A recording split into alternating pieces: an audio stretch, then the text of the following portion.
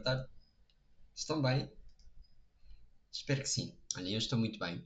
Estou aqui convosco. Vamos fazer a nossa segunda sessão de resolução deste exame de 2025, ok? Já gravámos o primeiro webinar, ok? Estamos a apontar para fazermos entre 3 a 4.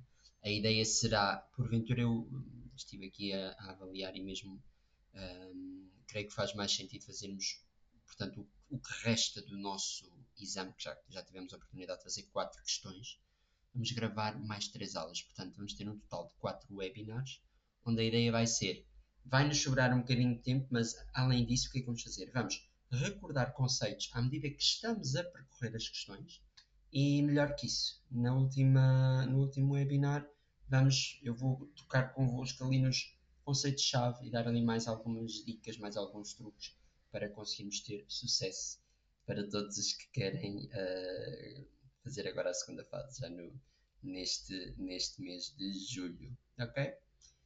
Então, sem mais demoras, vamos entrar aqui em força na nossa continuação da resolução do exame. E eu o que quero combinar convosco é vamos continuar na questão que tínhamos ficado, que era a questão 3.2.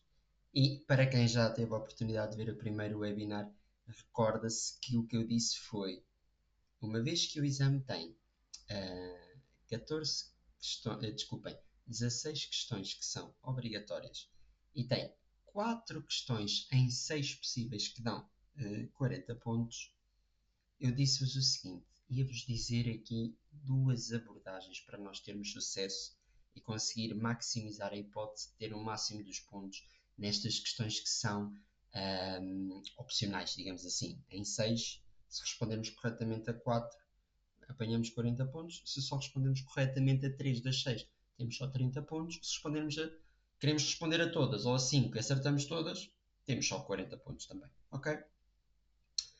Por isso, vamos passar já a apresentação. Ora bem, pôr já aqui tudo. Espero que vocês estejam bem.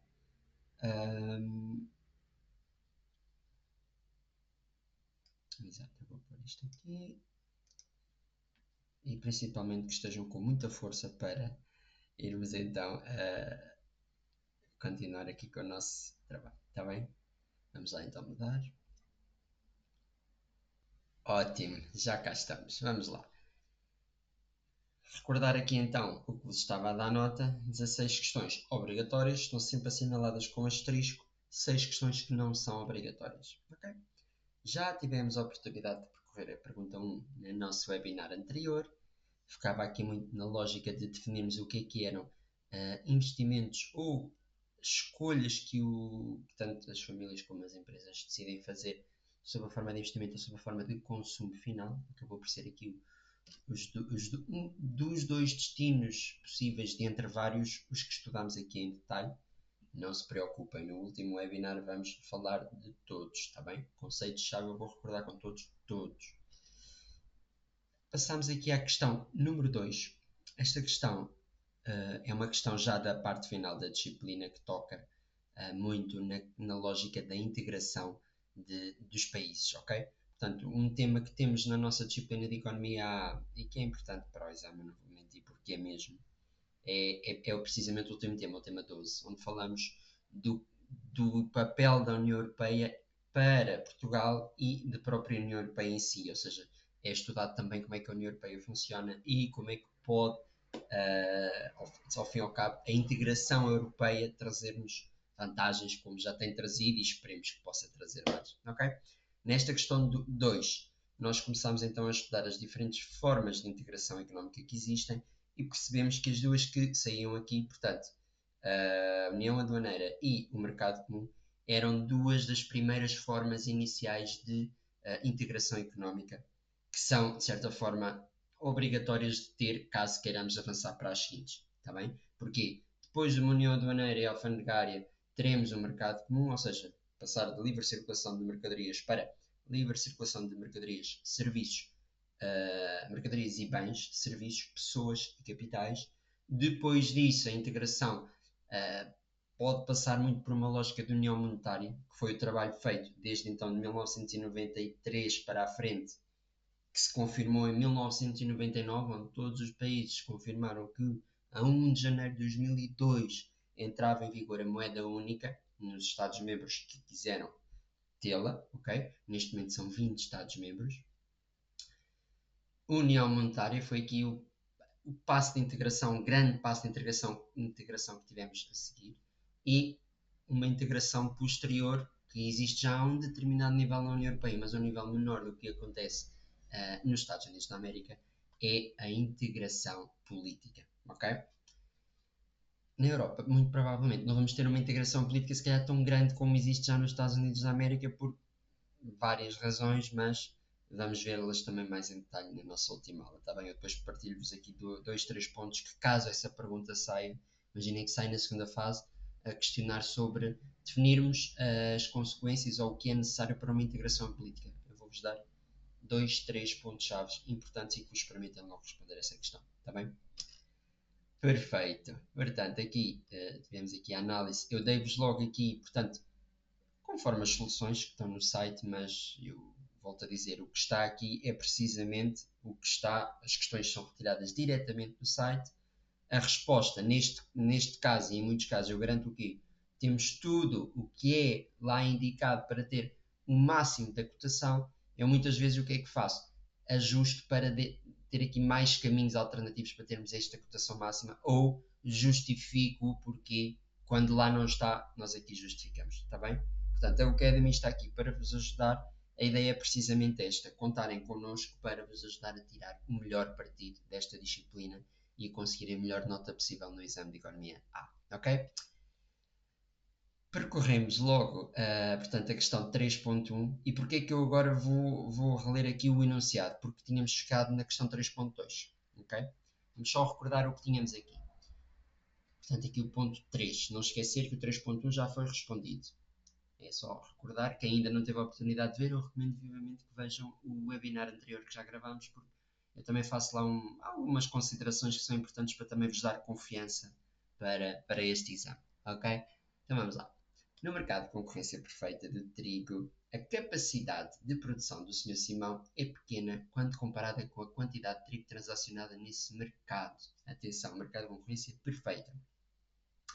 Isto significa que o preço de mercado não depende do trigo produzido e vendido por este produtor e que é impossível convencer os seus clientes a comprar trigo de qualidade igual à dos outros produtores a um preço superior ao de mercado. Ok?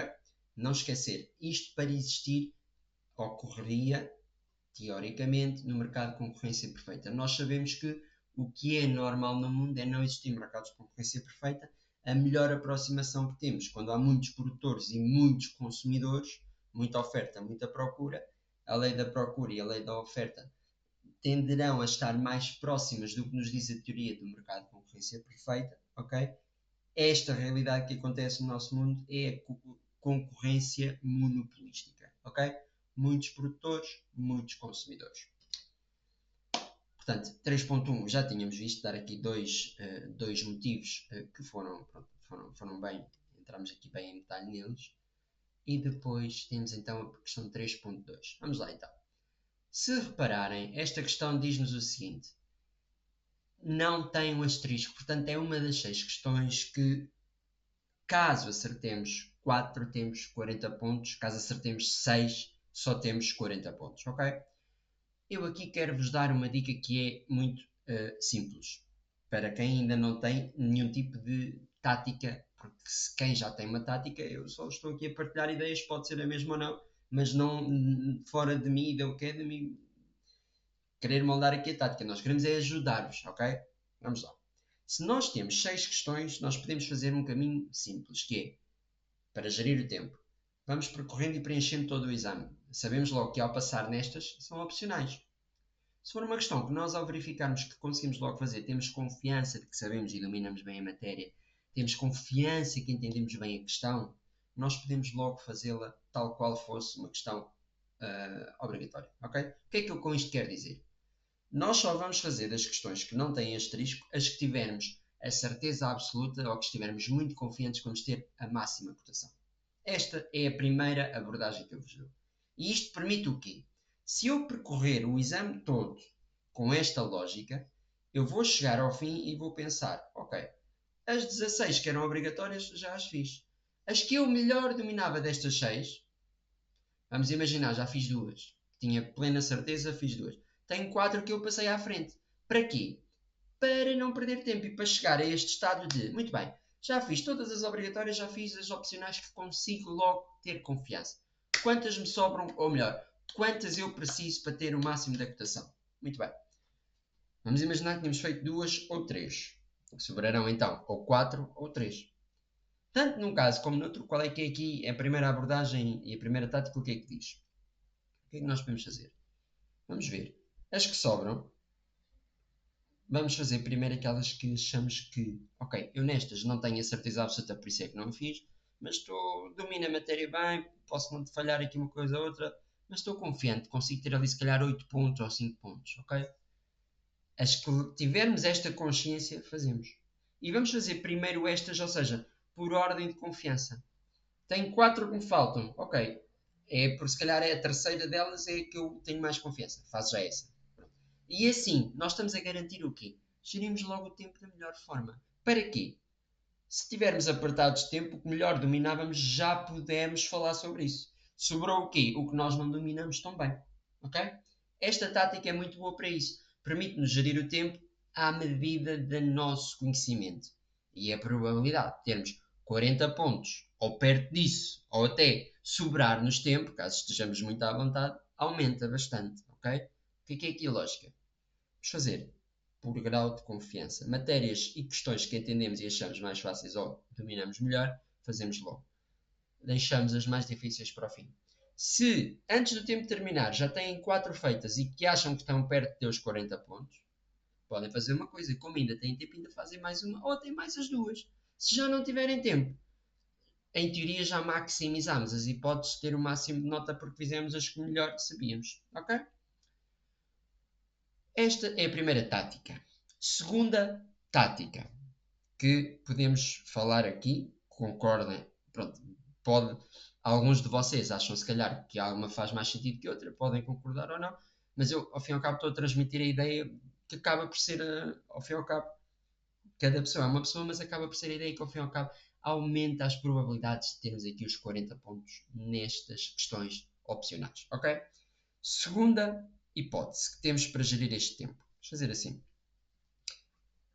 Eu tenho confiança total nelas, então o teste sinto que está-me a decorrer totalmente bem, não quero estar a deixar, vou fazendo e estou confiante. Ok, não preciso fazer esta análise. A lógica é, o que eu, ou melhor, o que nós temos de tentar garantir que não acontece é que porventura não fique alguma questão onde nós poderíamos ter o máximo dos pontos por fazer sem termos primeiro olhado para ela. Ok? O que é que eu sugiro? Na segunda opção.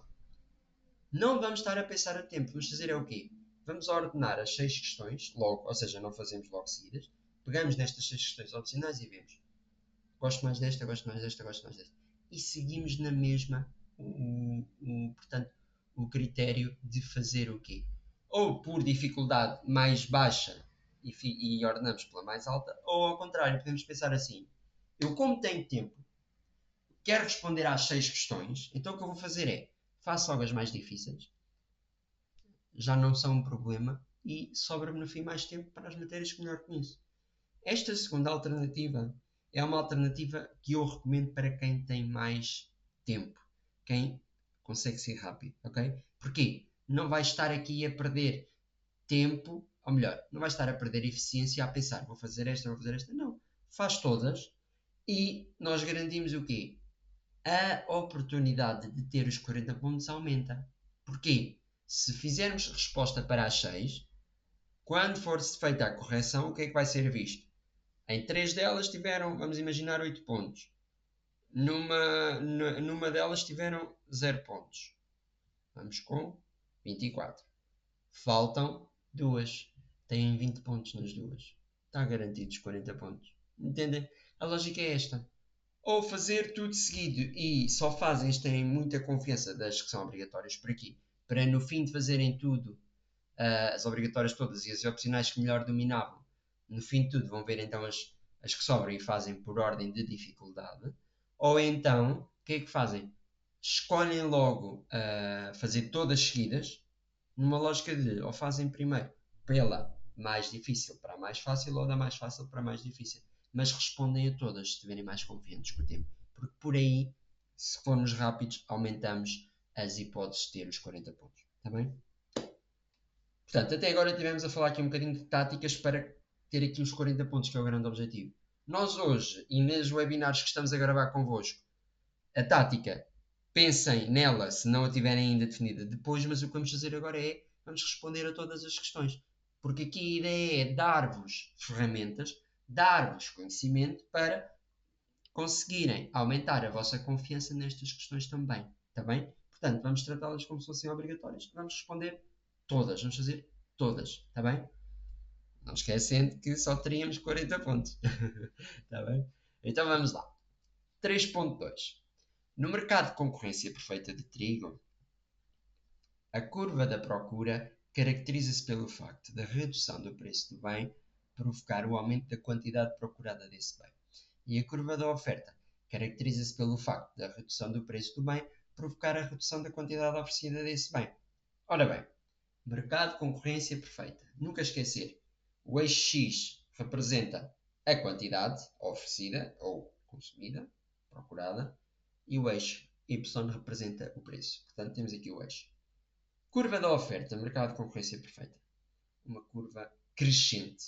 À medida que aumenta a quantidade produzida, há mais, ou melhor, à medida que aumenta o preço, há mais produtores a oferecerem o produto, mais produtores disponíveis para produzir, ok? Lei da procura é inversa.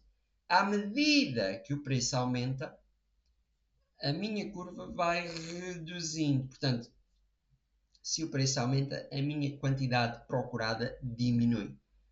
Valores aqui muito próximos de um preço muito alto têm quantidade procurada próxima de zero. Valores de preço próximos do zero têm quantidade procurada gigantesca, com uma quantidade muito alta. Ok? Portanto, estamos a interpretar a primeira parte do enunciado. Vamos continuar. Considere que, num determinado momento, o preço do mercado do trigo, o mercado do trigo estava em equilíbrio e que a ocorrência de fortes chuvadas destruiu parte da produção do trigo, provocando a redução da oferta. Portanto, o que é que nos diz mercado de concorrência perfeita? O ponto onde se cruza a curva da procura com a curva da oferta, portanto, este ponto X aqui onde elas cruzam as duas, corresponde a uma determinada preço e quantidade. Este é o preço e a quantidade de equilíbrio. É aqui que os produtores vão produzir, não, nem mais nem menos, mas no seu total que vão produzir, ou tendem a produzir o total de, vamos imaginar que para o trigo neste ano era preço de equilíbrio 10, quantidade de equilíbrio 100. Assim que os produtores tiverem 100 unidades feitas, não vão ter incentivos ou vontade de produzir mais. O preço, se estiver a 100, eles vão vender tudo, porque é precisamente o ponto onde encontra a procura, ok? A procura também está alinhada com a oferta. Não há mais procura nem menos oferta, porque o preço está no ponto de equilíbrio. Vamos então agora pensar o que é que quer dizer isto. Estávamos em equilíbrio, portanto, preço de 10, quantidade de 100, mas a ocorrência de fortes chuvadas destruiu parte da produção de trigo, provocando uma redução da oferta. Ora bem, nós tínhamos a curva da oferta assim, certo? Aqui no 100. As chuvadas reduziram parte da produção de trigo. Vamos imaginar que passou para 50. Ora bem, na curva da oferta, a 50 passámos para trás. Este preço para 50 é mais baixo, é verdade. A procura, com menor quantidade, o preço é mais alto. Porquê? Menos pessoas conseguem comprar o produto porque não chega para todos, logo o preço que estão dispostos a pagar vai tender a aumentar. Ok? Portanto, passámos no ponto de equilíbrio em que estavam as duas curvas aqui para andaram assim. A curva da oferta desceu, a curva da procura aumentou. Vamos ter de procurar encontrar um novo equilíbrio. Ok? Como é que isto vai acontecer? Vamos agora estudar isso. Selecione a opção que traduz corretamente as alterações no mercado do trigo na sequência da redução da oferta. considerando-se tudo o resto constante, ceteris paribus, só ocorreu isto. A tonicidade manteve-se, a homogeneidade manteve-se, os produtores continuam sem ter peso para distorcer os preços no mercado, tudo o resto está constante. Ok? Vamos lá ver as opções. A. A redução da oferta originou, ao preço de equilíbrio inicial, um excesso de procura, o qual, uma vez eliminado, determinou um novo preço de equilíbrio superior ao inicial. B. A redução da oferta originou, ao preço de equilíbrio inicial, um excesso de procura, o qual, uma vez eliminado, determinou um novo preço de equilíbrio inferior ao inicial. C. A redução da oferta originou um novo preço de equilíbrio e uma nova quantidade transacionada, ambos inferiores aos registados na situação de equilíbrio inicial. A redução da oferta originou um novo preço de equilíbrio e uma nova quantidade transacionada, ambos superiores aos registados na situação de equilíbrio inicial. Eu agora o que é que quero fazer convosco antes de irmos já estudar aqui as opções? Quero recordar-vos, falar um bocado do mercado de concorrência perfeita. Nós já falámos muito na questão 3.1 e acabei já por também explicar aqui muito a lógica da lei da procura e da lei do mercado. Okay? O que é que aqui quer dizer o equilíbrio de mercado? É precisamente o ponto onde a oferta e a procura se compatibilizam, onde se encontram. Okay? Traduzir-se-á num preço ao qual a oferta é a mesma que a procura, uma quantidade à qual a oferta é a mesma que a procura. No exemplo que estávamos a falar, a um preço de 10, a quantidade de 100 de trigo, 100 kg, imaginemos, estão em equilíbrio. As forças e os agentes económicos estão em equilíbrio. Ok? Vamos lá perceber o que é que aconteceu aqui.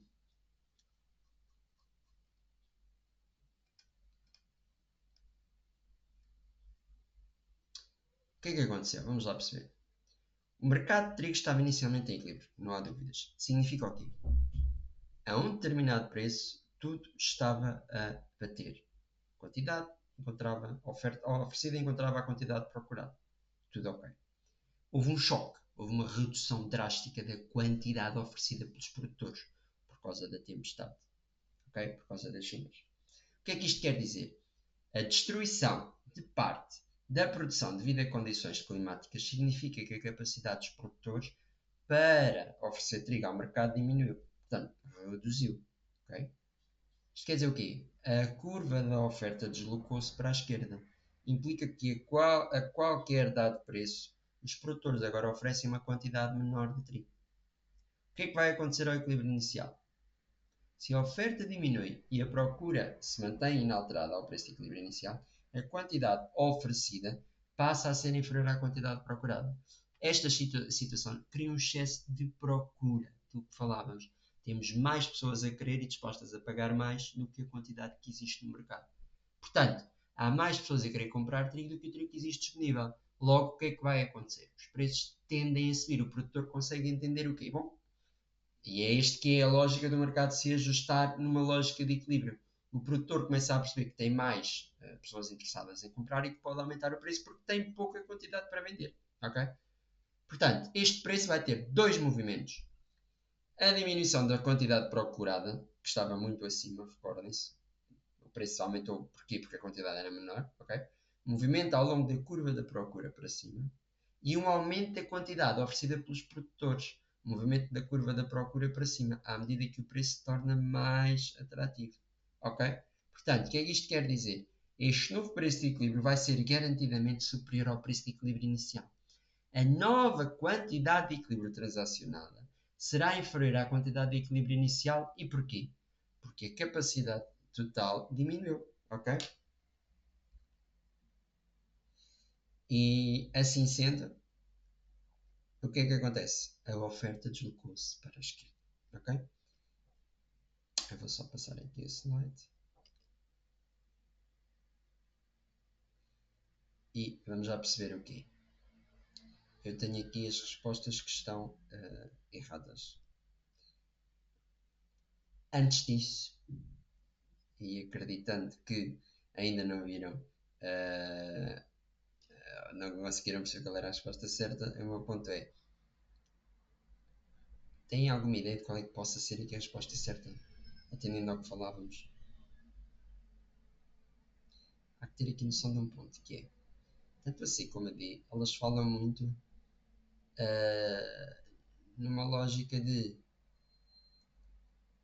o preço cai e a quantidade cai. Bom, nós já percebemos que o preço vai aumentar, logo esta não está certa, verdade? O preço sobe e a quantidade sobe. Também não é possível porque a quantidade oferecida é menor, ok? E porquê que é menor?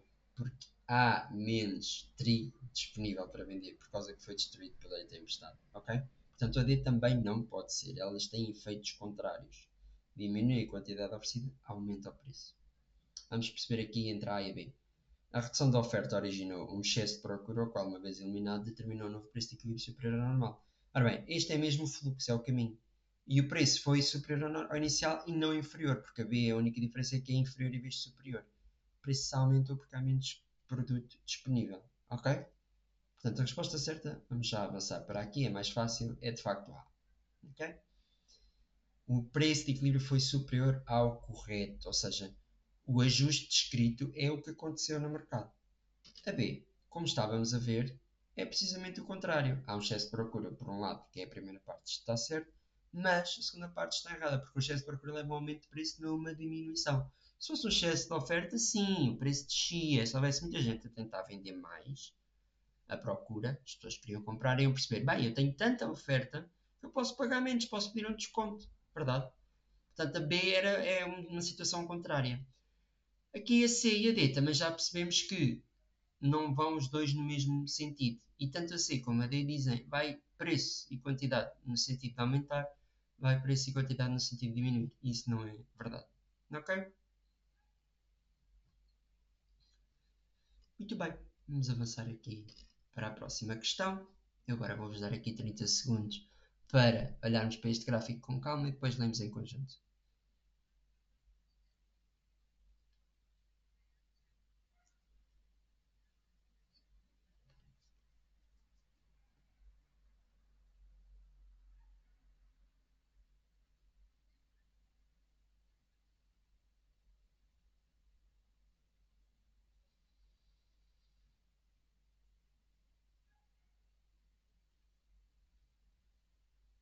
Vamos lá então? Vamos lá então.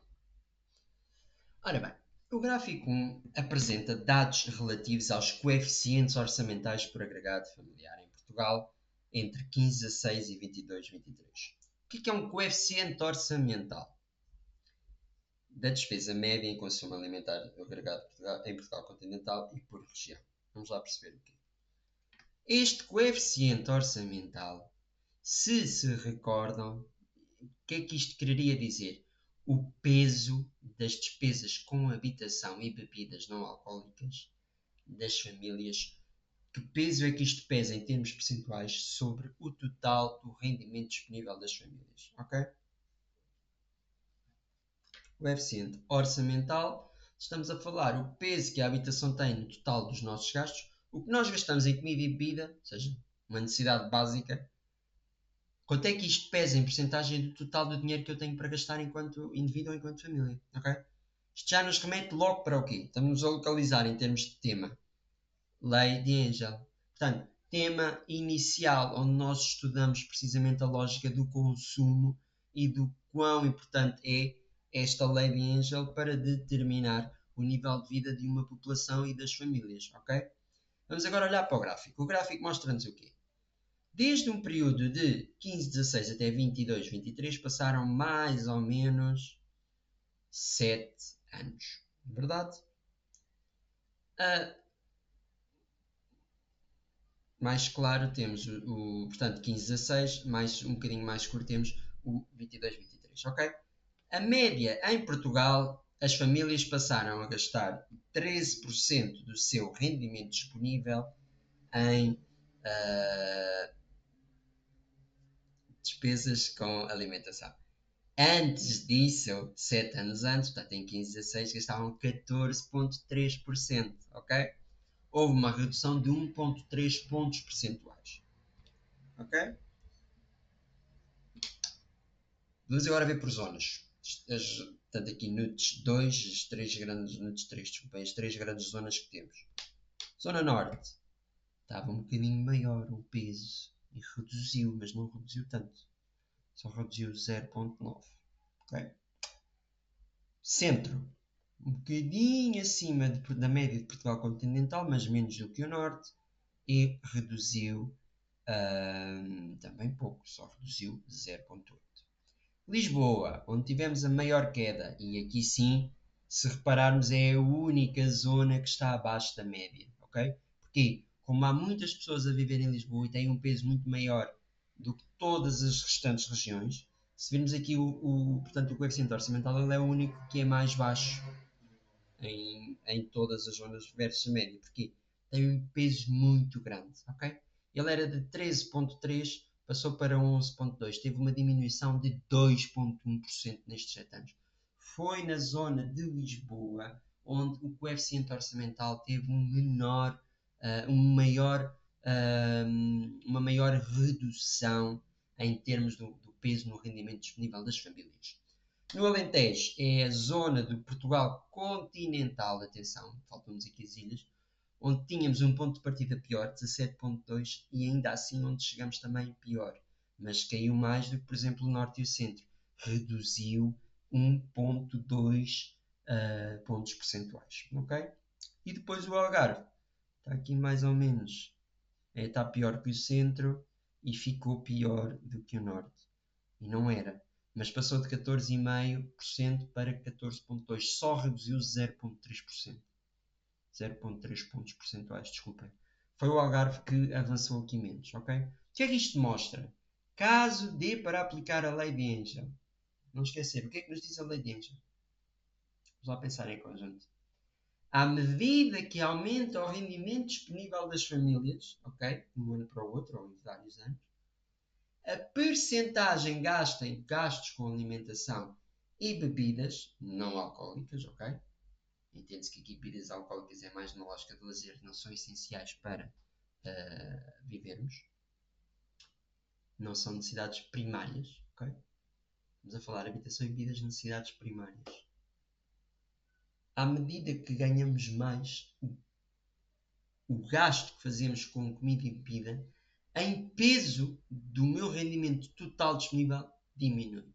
Ou seja, nós até podemos gastar mais dinheiro em comida, mas proporcionalmente com o aumento que tivemos de ordenado ou de rendimento disponível, esse aumento vai pesar menos percentualmente. É por isso é que nós estamos aqui a falar de peso, ao haver mesmo valores brutos, valores quantitativos, estamos a torná-los comparáveis como? Através de um rácio. Que rácio é esse? Coeficiente orçamental. Como é que isto se determina?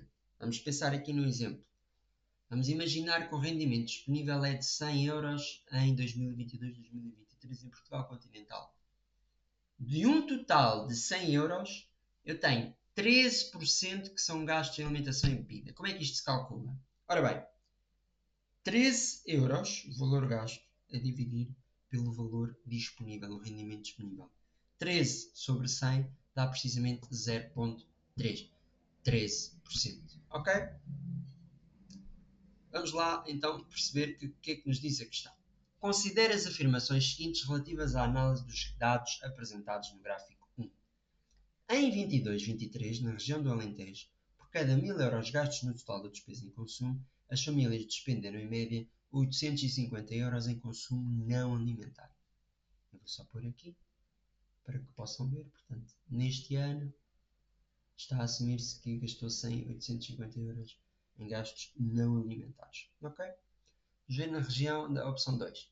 Na região de Lisboa, por cada 1000 euros gastos no total da despesa em consumo, as famílias despenderam em média mais 11,2 euros do que em 15-16. Vamos lá ver. Passámos de 13,3 para 11,2. Ok? Depois já vos vou ajudar com estas contas. 3. Em 15-16, na região do Algarve, por cada 1000 euros gastos no total de despesa em consumo, as famílias despenderam em média 145 euros em consumo alimentar.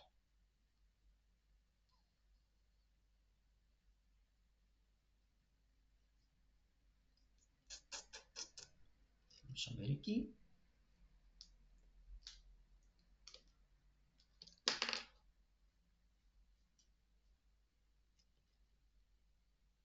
Ok? Questão 4. Na região norte, em 22-23, por cada 1000 euros gastos no total da despesa em consumo, as famílias despenderam em média em consumo não alimentar menos 0,9 euros do que em 15-16. Ok? Portanto, norte.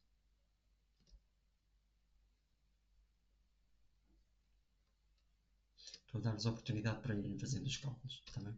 Mas depois fazemos em conjunto, não se preocupem. Eu não quero é partir logo para a resposta porque quero-vos dar a oportunidade também de praticarem, caso assim queiram, está bem? 5. Em 22-23, na região centro, por cada 1000 euros gastos no total da despesa em consumo, as famílias despenderam em média em consumo não alimentar mais 8 euros do que em 15-16. Portanto, no centro. Ok?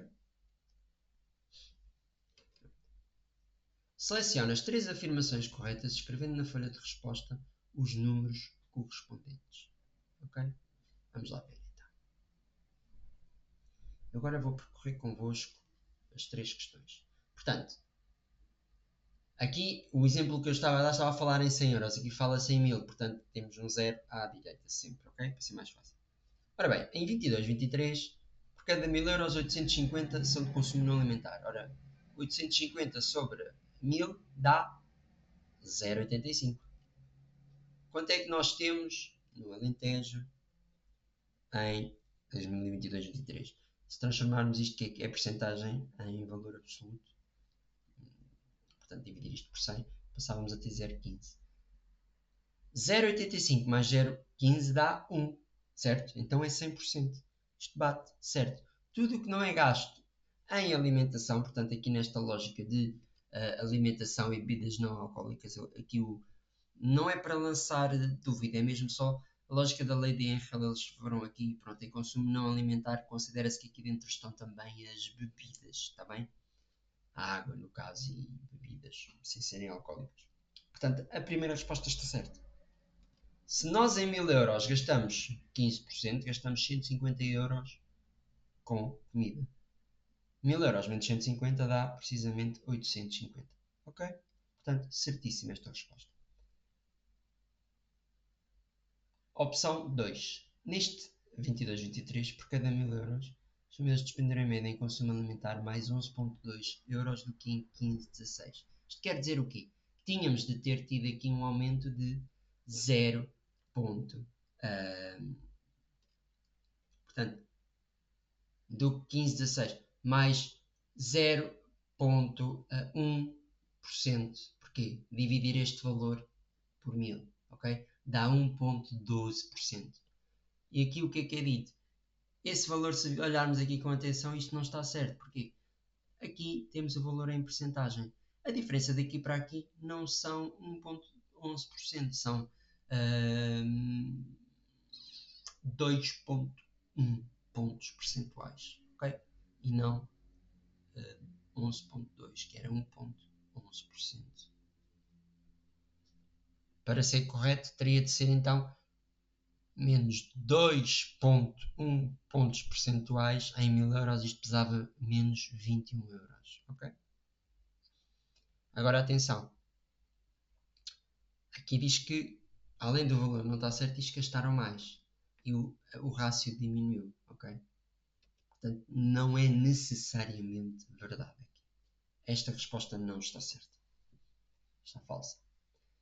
Opção 3. Em 15-16 no Algarve, por cada 1000 euros gastos no total da despesa em consumo, as famílias despenderam em média 145 euros em consumo alimentar.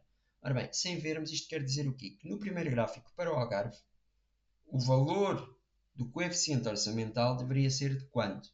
14,5%. Dividir 145 por 100, 14,5%. Okay? Vamos lá ver. Algarve, 15-16, primeiro gráfico. Ora, aí está, 14,5%. Vezes 100, 145 euros. Está certíssima esta resposta. Portanto, a primeira e a segunda e a terceira, desculpa, estão certas. Agora, falta saber destas duas qual é que é a certa para termos a resposta. Ok? Vamos ver a 4. Em 22-23, na região norte, por cada 1000 euros gastos no total da despesa em consumo, as famílias despenderam em média em consumo não alimentar menos 0,9 euros do que em 15-16. Portanto, em consumo não alimentar, isto tínhamos de fazer aqui por diferença. Ora bem, é um facto que a redução foi de 0,9 pontos percentuais. Verdade? E isto quer dizer o quê? Que gastámos menos não foi em não alimentar, foi em alimentar. Ok? Portanto, o consumo não alimentar aumentou. Quem não aumentou e sim diminuiu 0,9 foi o consumo alimentar. Ok? E aqui atenção, nós quando falamos em 0,9%, estamos a falar de 9 euros e não de 0,9 euros. Também o valor estava mal calculado. Portanto, pelos dois motivos, aqui na 2 também tínhamos dois motivos, aqui na 4 também temos dois motivos que nos dizem que esta resposta está errada. Ok? Vamos ver a 5. Em princípio será certa, mas vamos confirmar os dados. Em 22, 23, na região centro, portanto, vamos andar aqui para a região centro, desculpa. 22, 23, 13,6. Por cada 1000 euros gastos no total da despesa em consumo, as famílias despenderam em média, em consumo não alimentar, mais 8 euros do que em 15, 16. Portanto, isto quer dizer o quê? Que a diminuição que verificámos aqui, que foi de facto de 0,8 pontos percentuais, se deixarmos de gastar em alimentar, passou para consumo não alimentar. Esta resposta está certa, ok? Se isto tivesse aumentado 0,8 pontos, aí sim tínhamos de dizer que era menos 8 euros. Como diminuiu o nosso coeficiente orçamental, quer dizer que gastamos menos em consumo alimentar. Logo, vamos gastar mais em consumo não alimentar. Quanto é que tiramos de um lado? 0,8 pontos percentuais. Vezes 1000 euros dá quanto? Dá 8 euros. Ok? Transformar isto em euros. Portanto, gastamos menos 8 euros em alimentação. Gastamos mais 8 euros em consumo não alimentar. Assim que também está certo. Portanto, a resposta certa é então a 1, a 3 e a 5. Ok? Isto é uma sessão gravada e eu quero-vos dar esta nota, até já podia ter dado antes. Todo tipo de questões que vocês tenham isto em mente. Apontem-nas e coloquem-nas, porque nós na Academy também estamos cá para isso.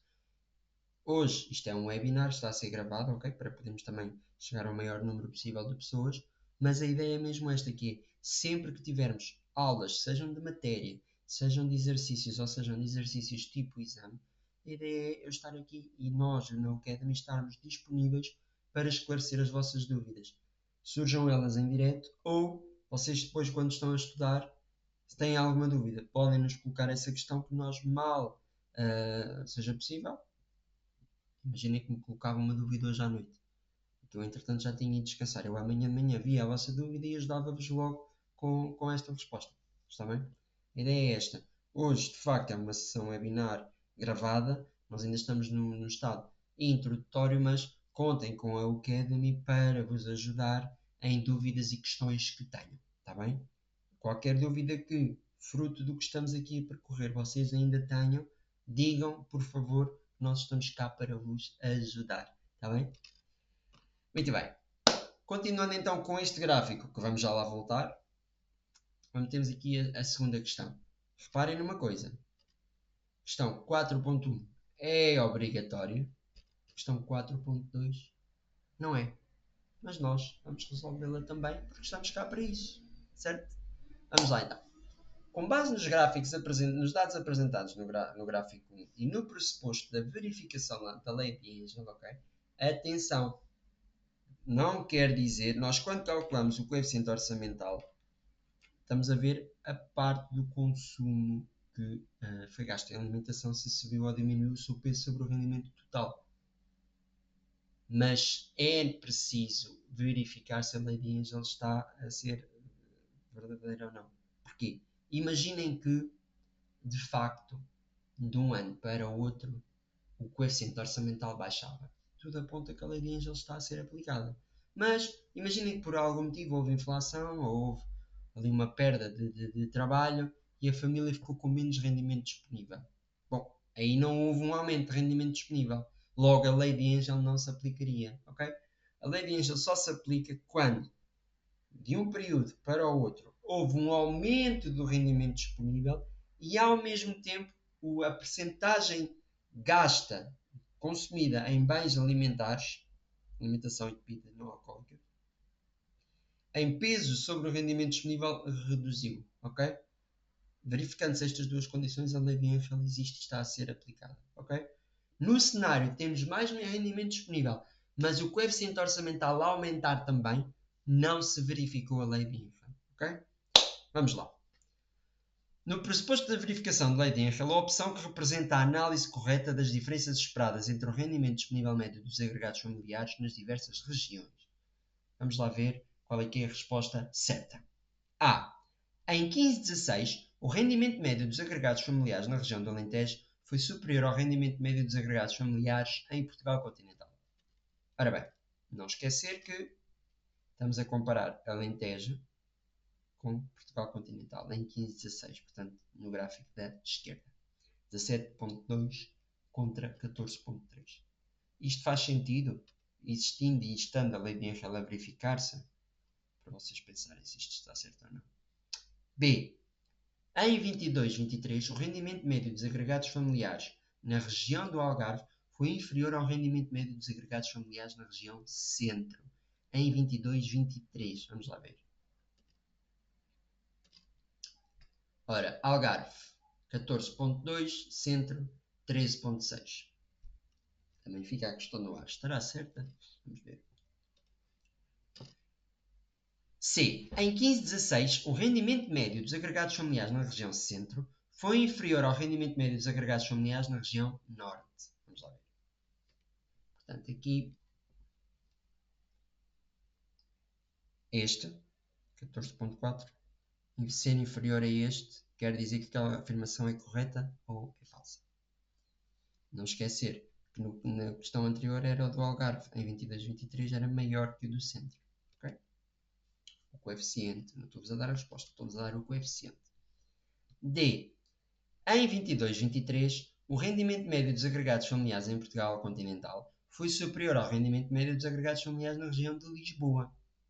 Portanto, em Portugal continental, o rendimento médio foi superior aos agregados familiares na região de Lisboa. Vamos lá ver. Ora bem, 11.2 contra 13%. O que é que se entende aqui? Se quanto maior é o rendimento disponível, menor é o coeficiente orçamental, isto já dá para responder aqui a tudo, não é? Atenção, no pressuposto que isso se verifica, mas o enunciado está-nos já a dizer que sim. Portanto, vamos assumir que sempre que há uma redução, sempre que o valor é mais baixo, é porque em teoria há mais rendimento disponível. A lógica aqui é, pensem da seguinte forma, nós, para este exercício especificamente, gastamos mais ou menos todos o mesmo valor em comida, para simplificar. Se ganharmos mais dinheiro, em peso, pesa menos o valor que gastamos em comida. Se ganharmos menos dinheiro, em peso, sobre o total do rendimento disponível, pesa mais o valor que a gente gasta em comida. Ok? Portanto, eu acho que com isto ajuda muito bem a responder a estas questões. Vamos lá. Pronto, eu quero só, lei de Bienfeld já falámos, quero só também dar-vos uma nota de que, porquê que isto acontece? Quando as famílias têm mais dinheiro disponível, normalmente vai sobrar mais dinheiro para investir em lazer, basicamente para investir em bens não alimentares, que era o que era falado na 4.1. Okay? Por isso é que se estamos a investir em mais bens de secundários e terciários, o peso dos bens primários que satisfazem necessidades primárias vai reduzir. Okay? Por aí ajuda a perceber. As pessoas vão gastar mais dinheiro em cultura, em recreação, em lazer, etc, etc. Ok? Portanto,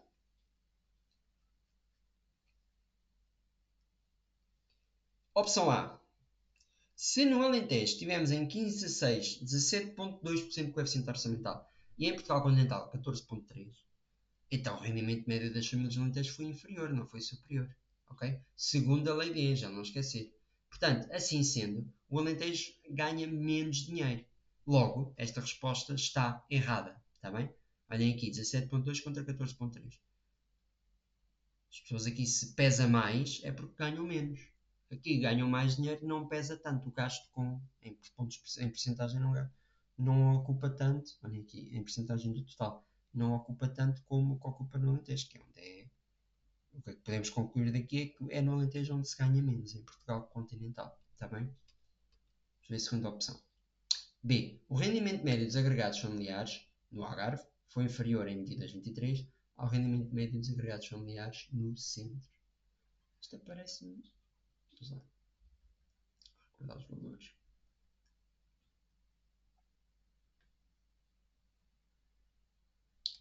Até faço assim que é mais rápido.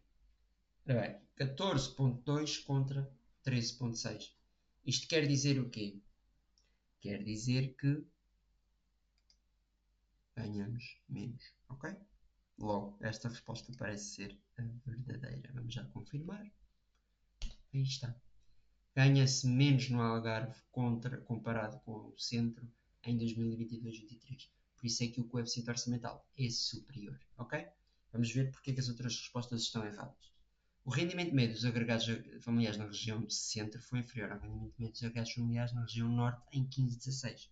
Estamos a dizer o quê? Que no centro ganhamos menos do que no norte em 15-16. Vamos lá ver. Ora, é precisamente ao contrário. No centro ganhamos mais do que no norte porque o coeficiente orçamental é menor. A diferença não é muita, mas são menos 0,3 pontos percentuais. Ok? E a última questão, se não estou em erro, de Lisboa, em que vemos sempre que está abaixo de Portugal continental, tanto em 15-16 como em 22-23. Até foi onde se verificou maior redução. Esta redução daqui, de 1,3 pontos, só foi maior do que 1,3 pontos em Lisboa. Todos os outros reduziram menos do que 1,3 pontos. Mentira, o Alentejo também reduziu bastante. Não reduziu só 1,2, reduziu só 1,2, é verdade. Já Lisboa não, Lisboa reduziu.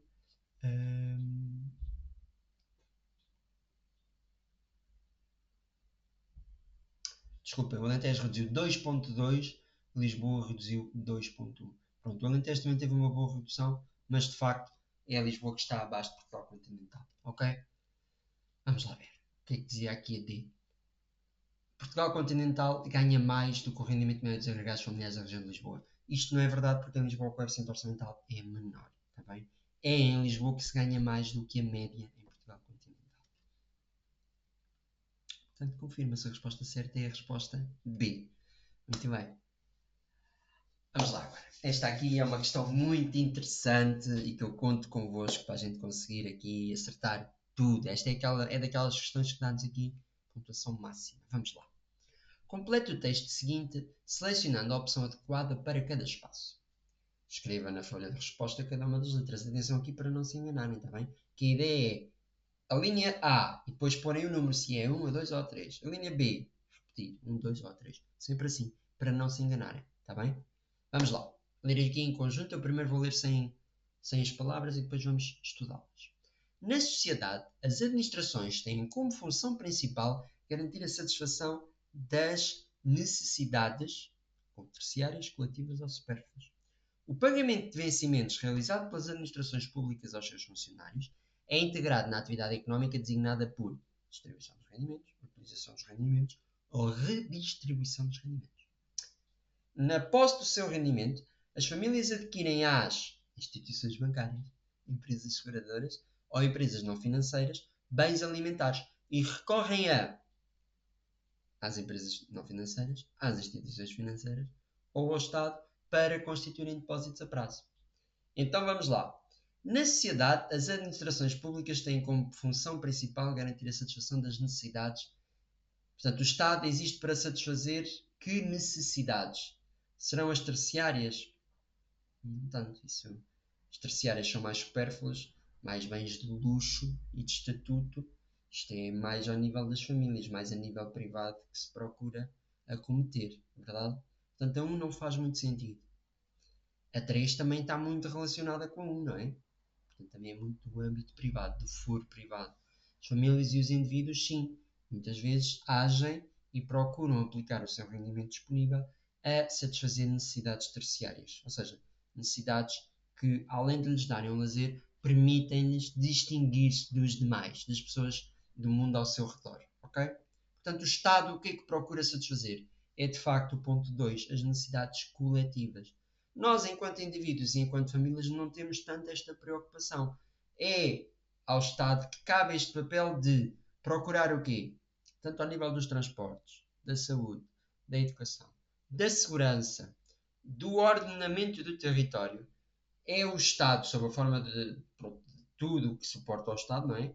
Que procura criar o melhor mecanismo possível para nos dar, com o máximo de eficiência possível, a maior capacidade de satisfazer as nossas necessidades coletivas existentes, ok? Nós somos um ser social e comunitário, nós não vivemos sozinhos, nós vivemos em sociedade.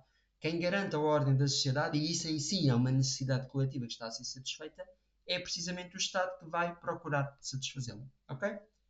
Ponto. Linha A é o ponto 2. Não gera dúvida. Vamos continuar a nossa frase. O pagamento dos vencimentos realizado pelas administrações públicas aos seus funcionários é integrado na atividade económica designada por. Portanto, o Estado para trabalhar, igualmente que as empresas, também precisa de pessoas a trabalhar, verdade?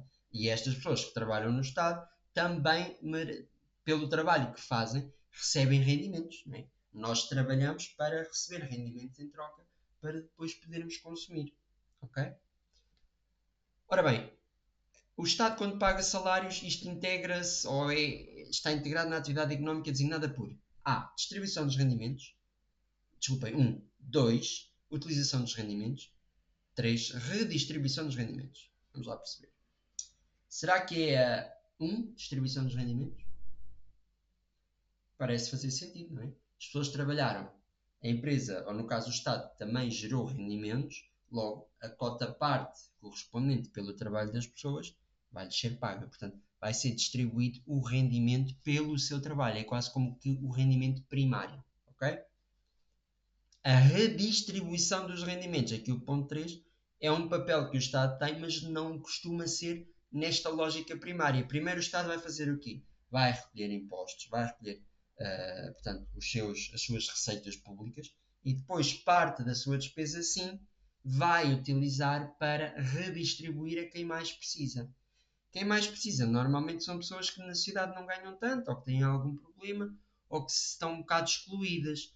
Não são necessariamente os funcionários públicos que trabalham. Esses, pelo seu trabalho primário, têm a distribuição dos rendimentos normal. Também pagam impostos, que são progressivos.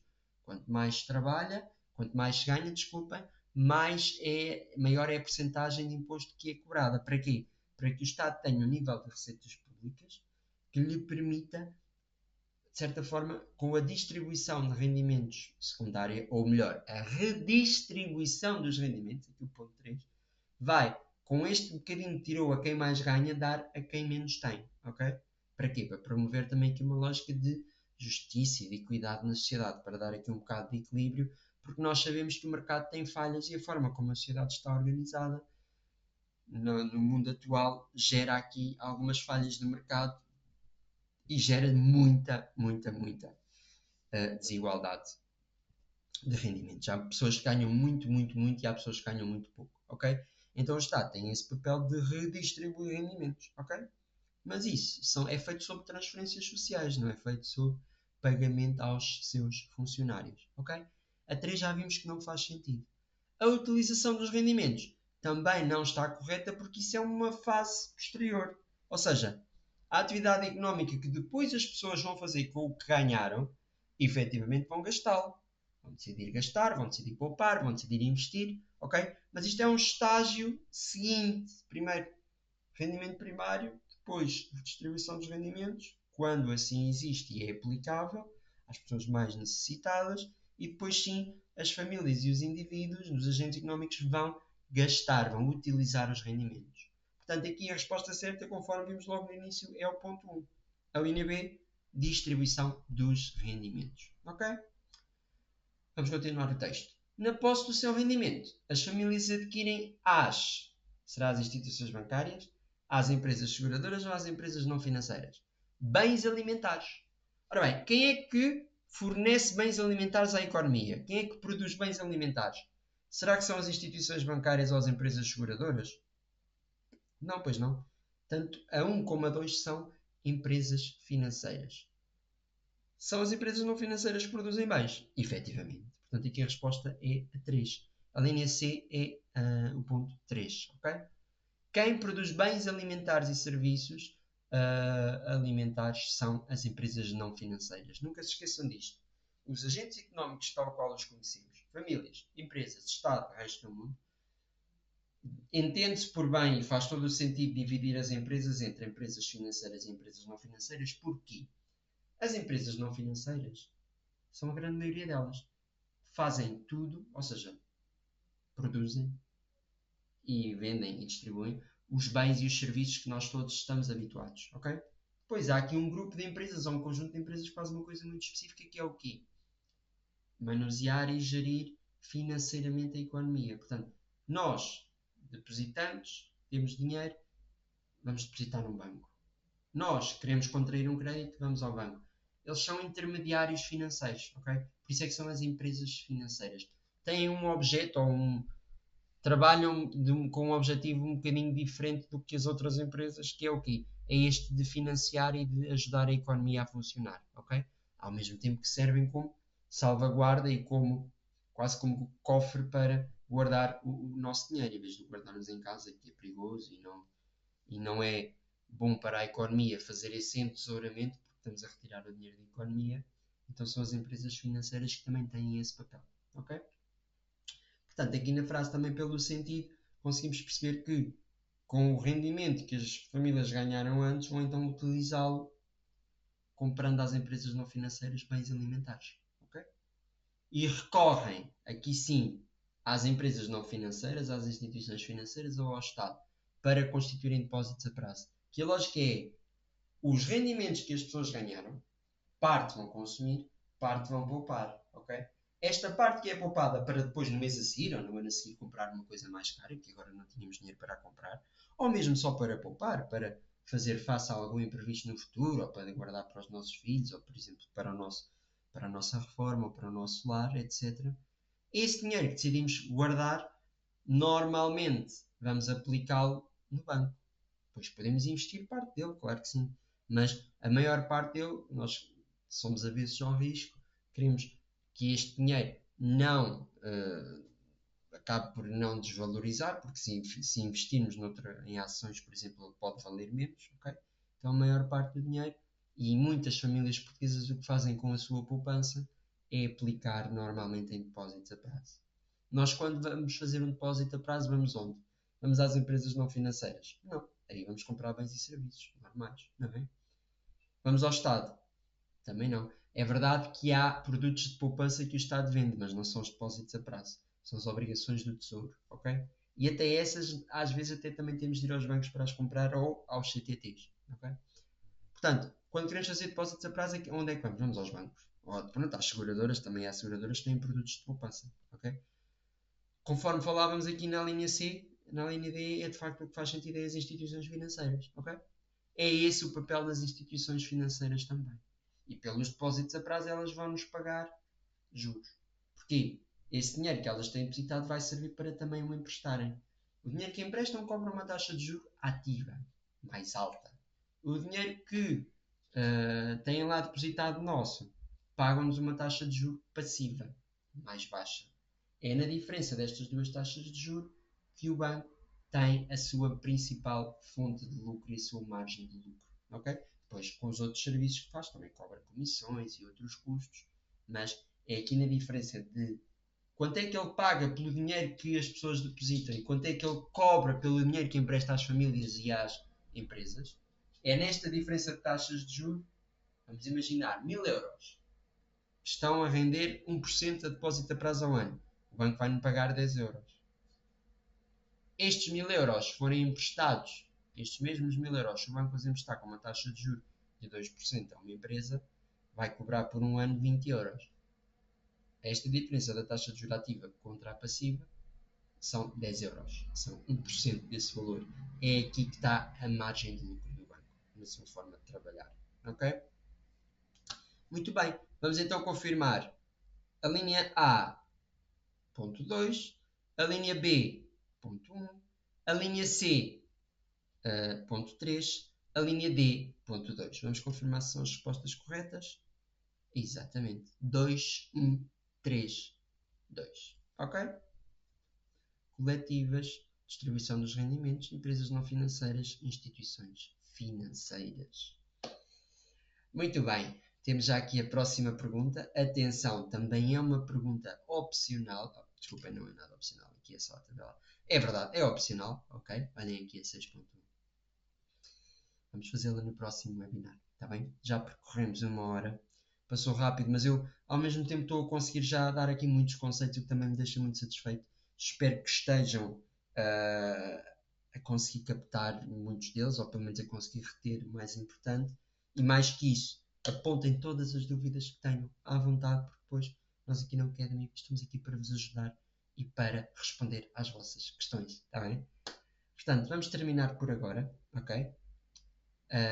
Boa continuação, bom estudo e bom descanso. E até à próxima. Encontramos-nos no próximo webinar. Até já. Obrigado.